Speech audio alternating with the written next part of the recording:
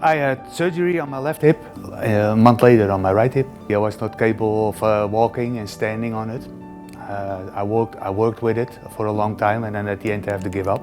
And it was so unbearable that I basically had to sit down the whole day. I have my primary care doctor by Dignity Health Medical Group. He made it possible to get good help and the x-rays done by Dignity Health Medical Group. I got my surgery done in Mercy Medical Center. For both hip replacements I had to stay one night. Nice people, they were polite, they were helpful. They gave me really the feeling that they were listening. Immediately they let me walk with a stroller in the hallway. It actually felt already way better than the last 3/4 of a year I was sitting at home. If you are in a position that you cannot walk or cannot even move, do it as soon as possible.